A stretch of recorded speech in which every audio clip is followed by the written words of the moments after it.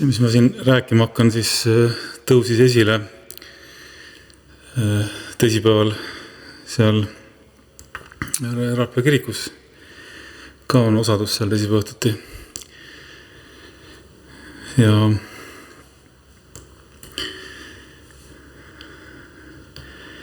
võib-olla selliseks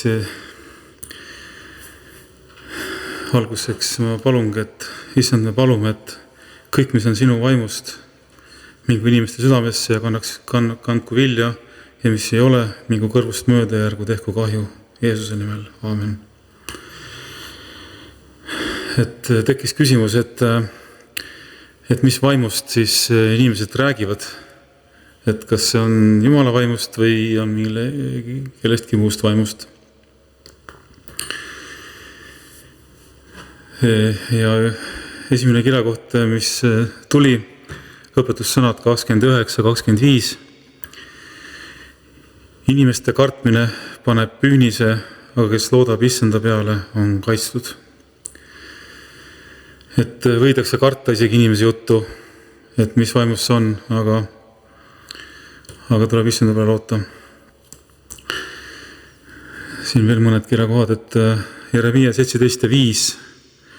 Nõnda ütleb issand, neetud on mees, kes loodab inimeste peale, kes peab liha oma käsivarreks ja kelle süda lahkub issandast. Et seal tekkis küsimus, et ühte inimest võib-olla ei usaldata, aga teist inimest, kui teda nimetatakse näiteks pastoriks, siis ameti poolest usaldatakse nagu. Siis veel üks hea kirjakoht, 1. Thessalonika 2 ja salmid 3-4. Meie manitsused ei tulene eksitusest ega ebapuhtusest ega pettusest. Vastupidi, me räägime nõnda, nagu Jumal meid on arvanud kõlblikuks, et usaldada meie kätte evangeelium. Me ei räägi, et meeldida inimestele, vaid Jumalale, kes meie südamed läbi katsub. Et see teema on siin ka läbi käinud, et me ei püüaks mitte inimestele meeldida, vaid Jumalale. Ja veel üks kirjakoht siin 2. Korintuse 13, 3-6. Te ju otsite tõendust, kas minus räägib Kristus, kes ei ole nõder teie suhtes, vaid on vägev teie sees. Sest kuigi ta löödi risti nõtruses, ometi elab ta Jumala väest. Nii oleme meiegi nõdrad temas, kuid elame koos temaga Jumala väest teie jaoks. Katsuge iseendid läbi, kas te olete usus. Pange end proovile. Või te ei tunne endast, et Jeesus Kristus on teie sees.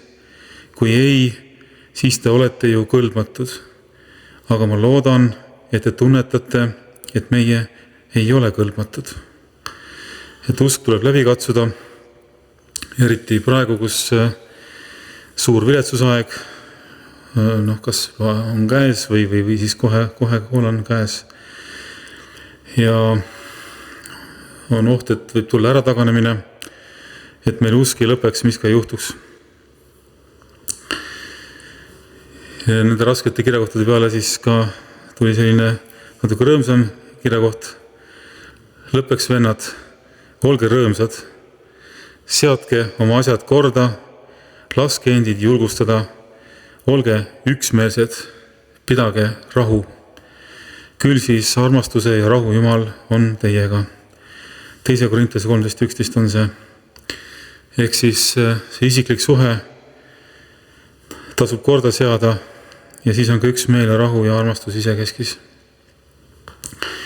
Sest inimene ei saa ette öelda, et mida issand tahab kogudusele öelda. Et sellist asja ei saa nagu kuidagi nõuda. Et Jumala vaim liigub seal, kus on vabadus. See on ka 2. Korintuse 3:17. Ja siis tekkis küsimus, et mida teha, et oleks inimese nimi kirjas talle eluraamatus. Selline küsimus tekkis meil seal osaduses. Et mida selleks oleks vaja teha. Ja siis mul tuli nagu südamesse rääkida püha vaimuga ristimisest, et see on oluline. Et lisaks veega ristimisele on oluline ka püha vaimuga ristimine.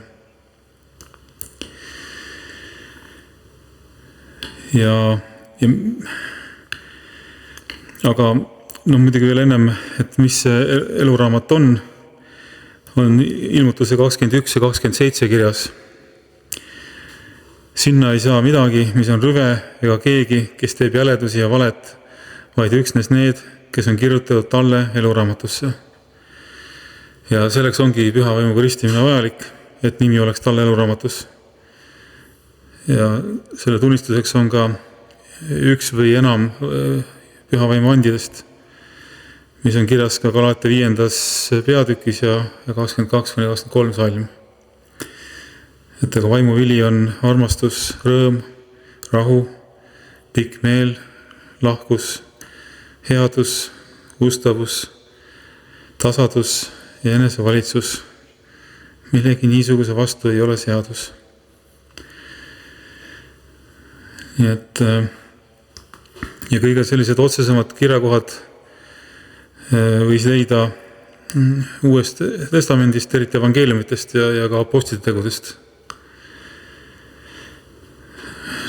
Siin Matteuse 3.11, kus Johannes ütleb Jeesuse kohta, et tema ristib teid püha vaimu ja tulega. Ja Markus 1.8 veel öeldakse, et mina ristin teid veega, aga tema ristib teid püha vaimuga. Risti Johannes siis rääkis seda. Ja Luuka 3.16 Johannes kuulutab, et temast vägevam ristib püha vaimu ja tulega. Ja samuti veel ka Johannes 1.33 risti Johannes tunnistab, et Jeesus on see, kes ristib püha vaimuga. Ja apostlite 1. peatükis salmid 4 ja 5 Jeesus keelas jüngritel Jeruusalemast lahkuda enne isa tõotuse ootamist ja ütles, teid ristitakse püha vaimuga.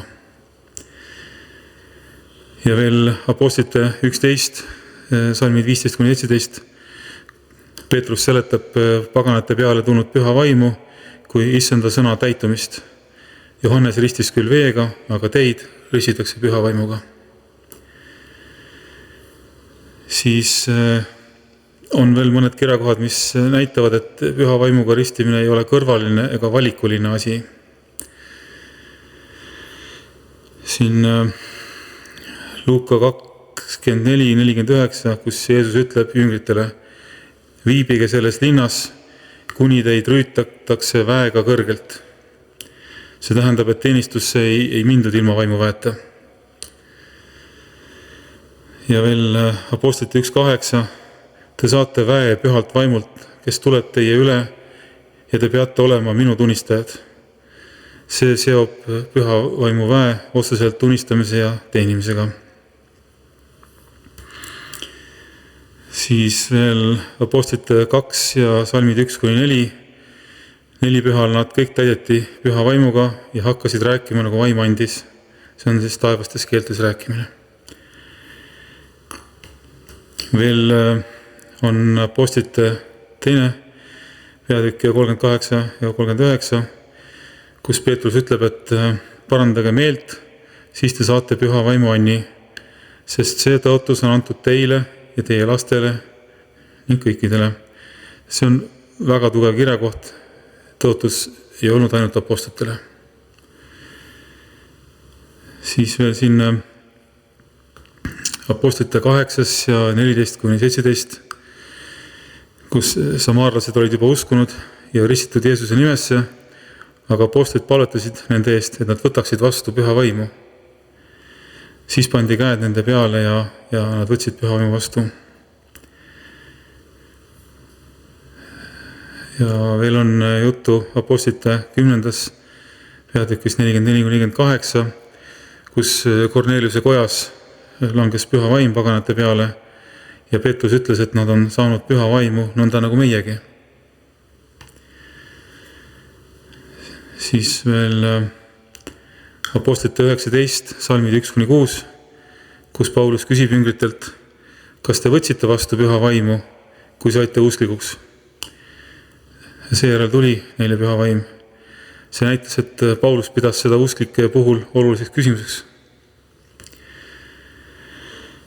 Ja Efesuse 5.18 ütleb veel, et ärge joobastuge veinist, vaid saage täis vaimu. See on otsene käsk usklikele elada vaimuga täietult. Ja veel Rooma 8 ning salm 9, kellel ei ole aga Kristuse vaimu, see ei ole tema oma. See näitab, et püha vaim ei ole kristlase elus lisavalik, vaid Kristusele kuulumise tunnus.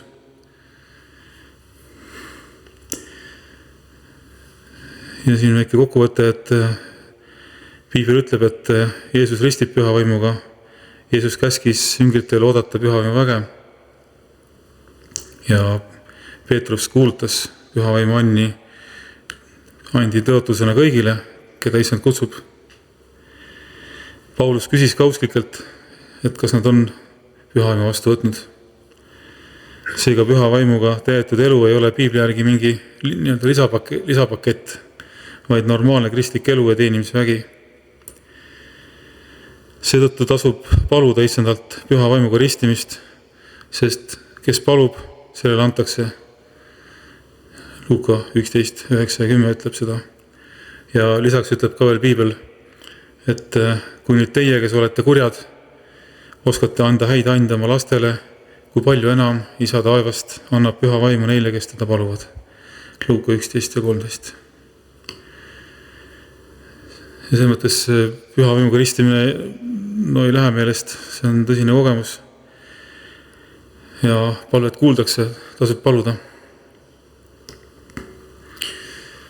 Ja püha vaim ei juhi kunagi sellist kättemaksuga kibedustega ega oma tahet, sest need viljad ei ole pühalt vaimult.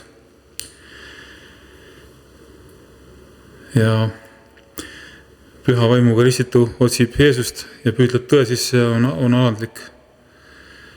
Ja püha vaim süüdistab tegelikult meid ennast, mitte kunagi teisi. Ja prohvetant näitab ka südameolukorda. Ja vaimude eristus ka viitab vaimudele, sest ei süüdistab inimest, vaid kurja vaimu inimesest tegelikult. Ja püha vaimuga ristimise tulemusena tuleb selgus enda patu kohta. Sest Jumala riik ei saa inimene, kes ei ole vaimus sündinud, kelle sees ei ela Kristuse vaimu ja keda ei ole Kristuse kaudu puhastatud. Sest ilmutus 21.27 ütles, et sinna ei saa midagi, mis on rõve, vaid üksnes need, kes on kirjutatud talle elu raamatusse. Ja ilmutuse 20.15 lisab veel, et keda ei leitud ilmutuse raamatusse kirjutatud olevat, visati tulejärve.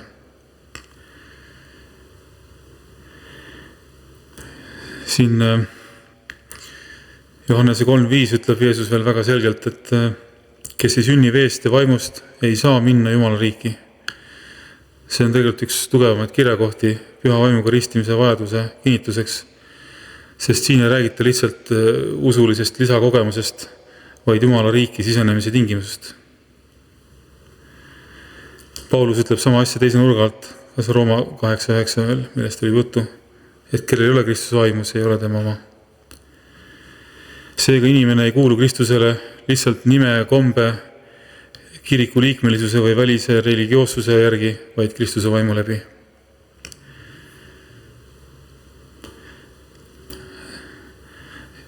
Pääste ei ole samas inimese enda puhtusega oma jõuga saavutatud pühadus. Siin Pauluse kiri Tiitusele peatükk 3, salm 5 ütleb, et Jumal päästis meid oma halastust mööda uuesti sünni, pesemise ja püha vaimu uuendamise kaudu.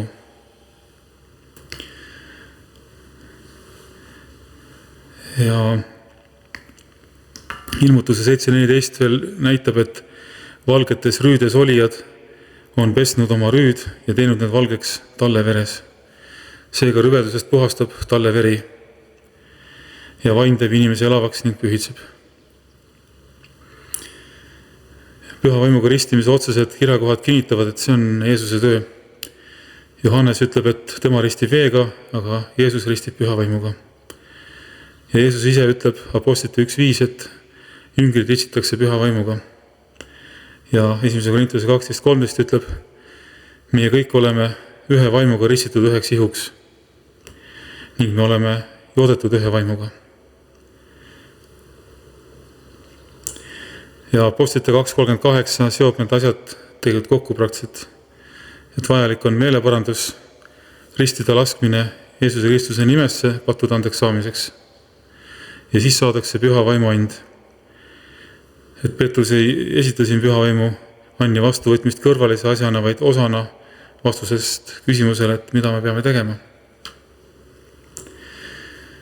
Seega võib Piibli põhjal öelda nii, et talle eluraamatus on need, kes kuuluvad tallele ehk Jeesusele ja tallele kuuluvad need, kes on pestud tema veres, uuesti sündinud vaimust ja kelle sees elab Kristuse vaim. Ilma püha vaimuta inimene ei ole Kristuse oma ja rüve ei pääse Jumala linna. Ainus täpsustus võiks siin olla, et seda ei tohiks taandada ainult ühele välisele ilmingule või inimese enda väitel, et mul on see kogemus olnud, et Piibli järgi tunnistab tõelist vaimuga tegelikult elu, ka viljad, ütleme, et kui elame vaimus, siis käigem ka vaimus. See on Galatia 5.25. Et tuleb oma lihalik loomus risti lüüa koos kirgede imudega. See on samas eelmine salm Galatia 5.24.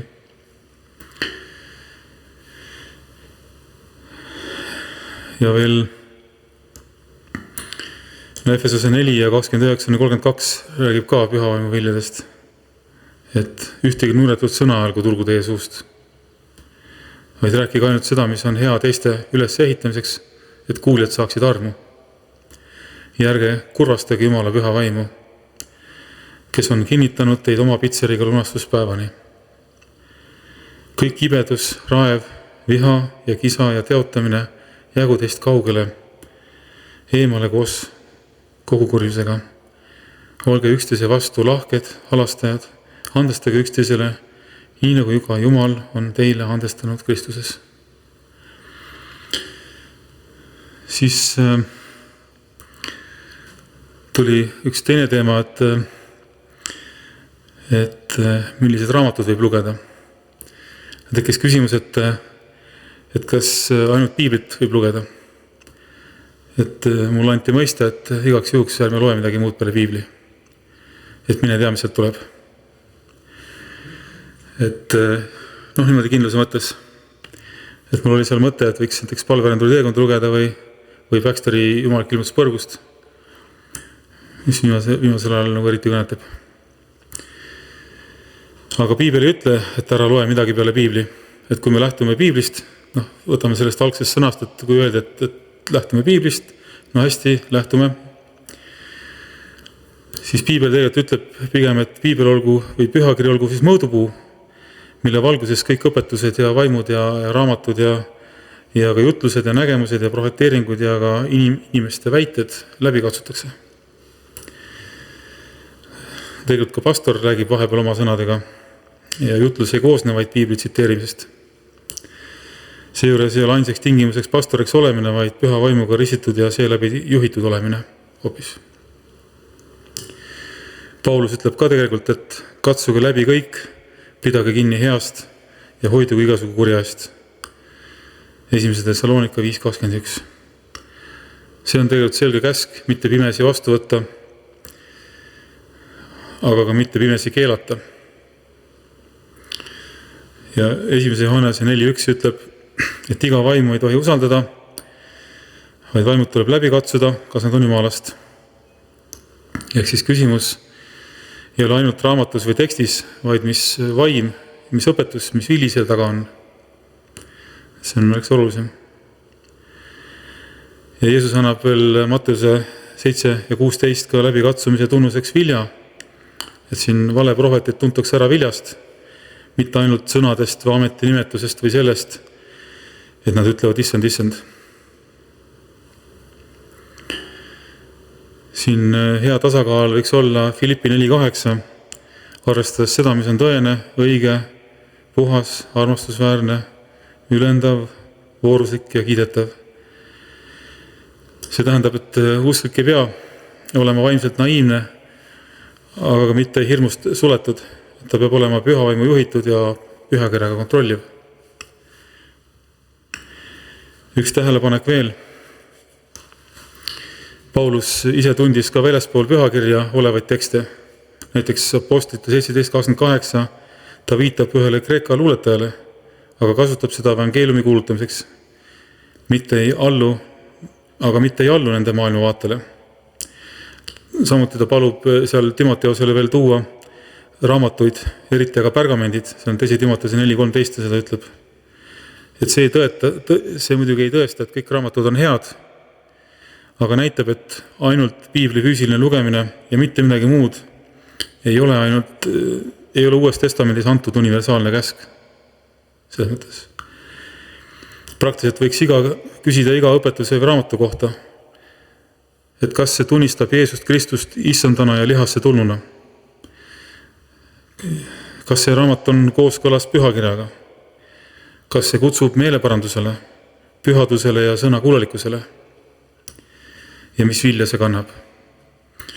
Kas on seal viljad alandlikkus, ka puhastust, usku ja armastust, või hoopis külvab segadust ja uhkust ja hirmu ja raha ahnust ja isegi sõltuvust inimestest ja oma õiguse tagaajamist.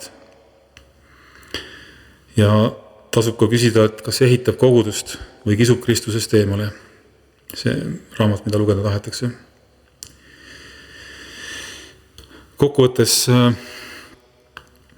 et selline lause, et loe ainult piiblit, ära midagi muud puutu, võib olla küll ajutiselt selline kaitsev nõuanne, aga seda ei tohiks teha üldiseks piibli käsuks. Ka keegi teine inimene, isegi pastor, ei asenda sellist piibli valguses pühas vaimus läbi katsumist. Et seal anti mõista, et ma küsin oma pastori käest, et kui tema heaks kiidab, et siis võib lugeda. Anti mulle mõista, et aga piibelik käsk on tegelikult tugevam ja täpsem. Püsi Jumala sõnas, ära kustuta vaimu, ära põlga prohvetlikku kõnet, katsu kõik läbi, pea kinni heast ja hoidu kurjast. Ja kuna siin oli juttu, et tuleb pastori käest küsida, kui tema heaks kiidab, et siis võib lugeda, siis meil on siin olnud ka teemaks huvitav sõna nagu pastorlus. Ja. Siin tuleks vahet teha siis kahel asjal, et pastor võib anda nõu ja kaitsta karja, aga pastor ei ole püha vaimu asemik ega lõplik tõe mõõdupuu. Piibli järgi paneb püha vaim ülevaatajad ja karjased kogudust hoidma. Siin Apostlite 20.28 pange tähele iseennast ja kogu karja, kelle ülevaatajaks püha vaim on teid pannud. Samas hoiatab Paulus kohe samas lõigus, et koguduse keskele võivad tulla ka julmatundid. Ja seespoolt võivad tõusta mehed, kes moonutavad tõde. Apostlite 20.30 sellest juttu. Seega isegi juhtimise juures tuleb valvata ja läbi katsuda. Kui öeldakse, et raamatut tohib lugeda ainult siis, kui pastor kinnitab seda, siis see võib olla mõnes olukorras küll praktiline ettevaatus, eriti noore või isegi segaduses uskliku puhul. Aga kui sellest tehakse üldine vaimulik seadus, siis see muutub ohtlikuks. Piibel ei ütle, et uskliku südametunnistus ja vaimulik eristusvõime peab olema pastori loal töötav. Piibel ütleb, ärge kustutage vaimu. Katsuge läbi kõik, pidage kinni heast ja hoiduge igasugu kurjast. 1. Thessalonika 5:19-22. Ja seal üks tõsine seltskond olid Beroia usklikud, see on üks hea näide. Nad ei kontrollinud õpetust selle järgi, kas autoriteetne inimene kinnitas seda, vaid uurisid iga päev pühakirjast, kas see on nõnda. Sellest on siis juttu Apostlite 11 ja 17. Ja Piibel nimetab neid üllameelseteks. See on eriti tugev, sest nad kontrollisid isegi Pauluse kuulutust pühakirja järgi.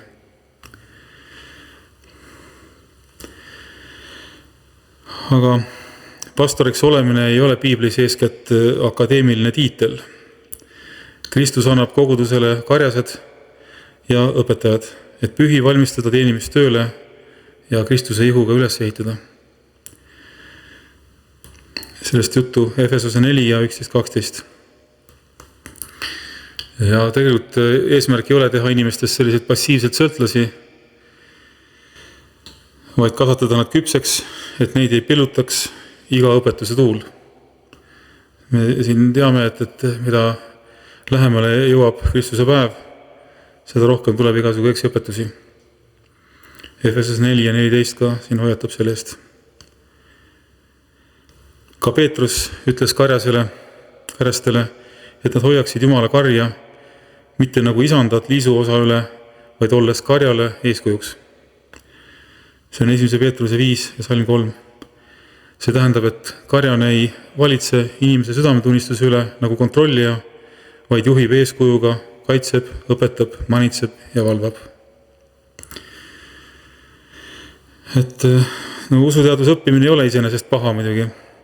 Probleem tekib siis, kui õppinud vaimulikust tehakse kõrgem autoriteet kui Jumala sõna ja püha vaim.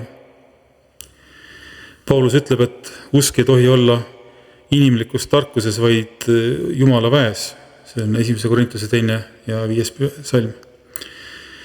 Jumala asja tuleb mõista vaimselt, sest maine inimene ei võta vastu seda, mis on Jumala vaimust. Seal 1. Korintuse 2.15 ütleb, et kui vaimne inimene mõistab kõike, et teda ennast ei suuda mõista keegi. Siin Piibel annab koguduse juhile muidugi selged juhised, ta peab olema laitmatu, kaine, mõõdukas, osav õpetama, mitte rahaimuline ega upsakas. Abilisi tuleb ennem läbi katsuda. Tiituse kirjas lisatakse, et ülevaataja peab kinni pidama ustavast sõnast, et ta suudaks manitseda tervet õpetuse varal ja ümber veenda ka vasturääkijaid. See on Tiituse 1. ja salm 9. Need on vaimulikud ja sellised iseloomulised tunnused, mitte pelgalt diplom usuülikoolist. Muidugi ei tohiks ka minna teise äärmusesse, et mul on püha vaim ja ma ei kuula kedagi. Johannes ütleb küll, et usklikel on võidmine sellelt, kes on püha. See on 1. Johannese 2.20. Ja et see võidmine õpetab, kuid ta ka kirjutab, et seda just eksitajate eest hoiatades, mitte selleks, et igaüks hakkaks oma ette mõõdupuuks. Õige järjekord on püha vaim, pühakiri, Jeesuse tunnistamine, siis vili ja siis ka koguduse läbikatsumine.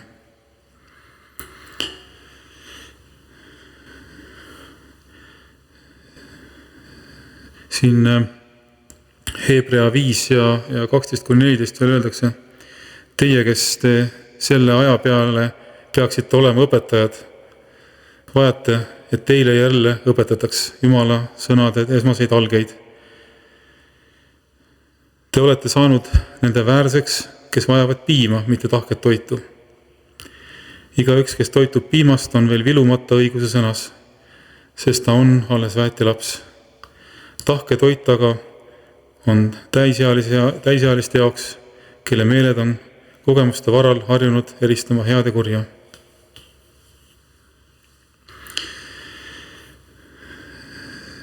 Siin pastoritega tegeleb Jumal ja nad saavad seda rängema kohtu, kui nad peaksid eksima. Siin Apostlite 23 ja 2-5 on juttu, et aga ülempreester Hananias käskis lähedal seiseid lüüa talle vastu suud.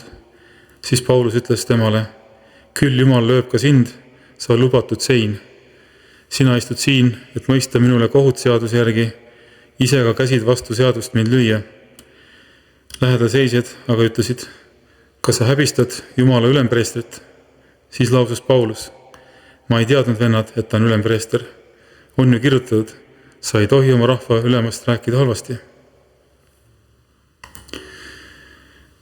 Ja siin kutsutakse ka olema kuulekad. Hebrea 13, salmid 17 ja 18 ütlevad, olge kuulekad oma juhatajile ja alistuge neile. Nemad ju valvavad teie hingede üle, nagu need, kellel tuleb aru anda, et nad teeksid seda tööd rõõmuga, mitte ägades, sest sellest poleks teile kasu. palvetage meie eest. Ja siin ma usun, et me üha enam kutsun üles palvetama meie koguduse töötegijate eest ja juhtide eest. Siis on siin veel 1. Korintuse 1. peatükk 26-29 salm. Vaadake, vennad, iseendid, millistena te olete kutsutud. Mitte palju tarku inimeste meelest, mitte palju vägevaid, mitte palju kõrgest soost, kuid Jumal on valinud maailma meelest narrid, et häbistada tarku, ja Jumal on valinud maailma meelest nõrgad, et häbistada tugevaid. Jumal on valinud need, kes maailma meelest on alamast soost ja halvaks pandud, need, kes midagi ei ole, et teha tühiseks need, kes midagi on, et ükski inimene ei kiitleks Jumala ees. Et siin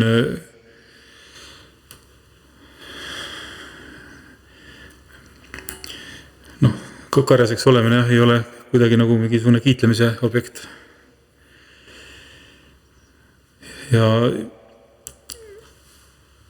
õppinud pastorid ja kutsutud pastorid, 2 täiesti erinevat tegelast. Õppinud pastorid on ise tahtnud olla, aga kutsutud pigem ise ei taha olla. Aga issand kutsub ja kuulekuses alistutakse issandale. Aga jah, me pastorlaseks ei peaks ilmselt saama. Mul on meeles, ma küll mõtlesin, et see, kas ma ikka nägin õigesti, et oli üks nägemas kunagi, kuidas pastori kõhust tulid välja tissid ja kogudus oli seal niimoodi tissi otsas kõik. Et jah. See oli juba päris ammu kusjuures. See mitu aastat. Jah. Jah. Igal ühel jätkus see sõnaga. Jah.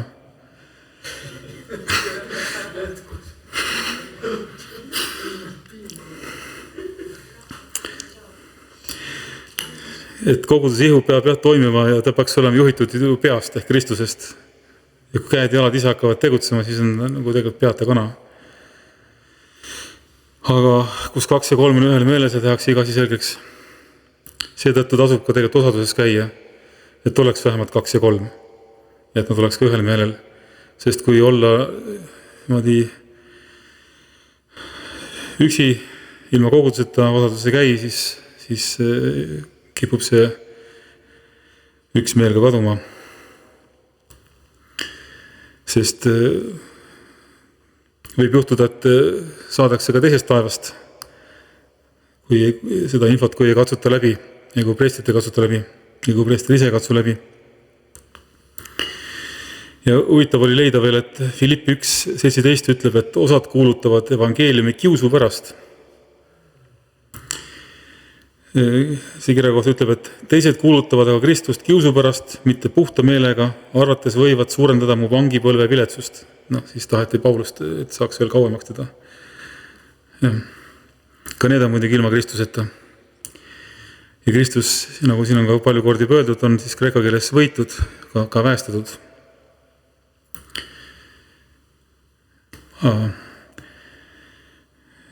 Ja ütlekski, et siin Johannese 1 ja 11-13 on ka veel üks hea kirja koht. Ta tuli omade keskele, ent omad ei võtnud teda vastu. Aga kõigile, kes tema vastu võtsid, andis ta meelevalla saada Jumala lasteks. Neile, kes usuvad tema nimesse, kes ei ole sündinud verest, ei liha tahtest, ei mehe tahtest, vaid Jumalast. Nii et meil on antud meelevald. Ja seda meelevalda tuleb ka kasutada. Niisiis, õige pastor on Jumala kutsutud karjane, mitte lihtsalt usuteaduskonna lõpetanu. Õige pastor juhib inimesi Kristuse, Jumala sõna ja püha vaimu juurde, mitte enda loa ja kontrolli alla. Raamatuid, õpetusi ja vaime tuleb läbi katsuda Piibli ja püha vaimu juhtimisega. Pastori nõu võib olla väärtuslik, aga see ei asenda isiklikku vaimulikku vastutust ega pühakirja uurimist. Ja tegelikult õpetaja vaimuliku vastutus piibli järgi on väga tõsine. Jakobuse 3. peatükk 1. salm. Ärgu püüdku paljud teie seast, vennad, õpetajaks saada. Te teate ju, et meie osaks on teistest karmim kohtuotsus. See peaks iga pastori, õpetaja ja õppinud vaimuliku väga kaineks tegema.